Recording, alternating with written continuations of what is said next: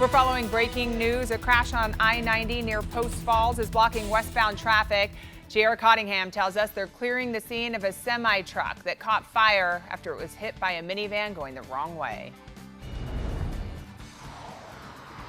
I'm here on I-90 where a crash involving a red minivan and a semi-truck happened around 2:30 a.m. this morning. And now Idaho State Police say the same red minivan was involved in a suspected DUI reported. Kootenai County deputies were waiting to pull him over on I-90 right before the minivan crossed over a grassy median and drove in the wrong direction, westbound. Post Falls Police Department and the Kootenai County Sheriff's Department were the first on scene. Traffic has been diverted off the Spokane Street exit while crews clear this section of the scene.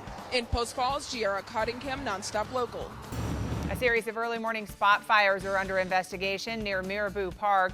Spokane Valley Fire Department and law enforcement both responded to the brush fires near the Centennial Trail. Fires are now out and under control and are considered suspicious. And power's back on for homes in the Bemis neighborhood after a small brush fire in an alley caused minor damage to a power line. Spokane Fire Department says the fire also melted siding on a nearby house. The cause is under investigation. Out of Bonner County, the Sunset wildfire is threatening structures and could impact the community of Bayview if winds shift. This one's 675 acres. It's 0% contained. Evacuations are in place for people on Ravens Road, Crosswhite Road, and Little Blacktail Road.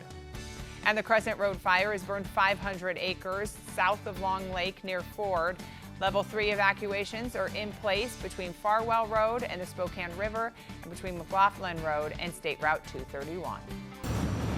5 people, including 3 children, are in the hospital after a hit and run on US 395 near Lind.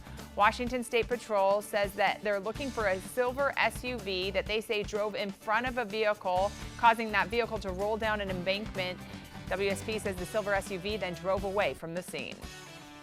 And a final look at your weather forecast here. Temperatures trending a little bit cooler, but still going to be hot and hazy out there. 85 degrees this afternoon for Spokane. A good amount of sunshine, but we're still dealing here with some pockets of reduced air quality. Winds not quite as gusty as what we saw yesterday, but still will be a little bit breezy through parts of the Palouse and central Washington this afternoon. The other thing that we're dealing with is a good amount of smoke here being ushered in by those winds.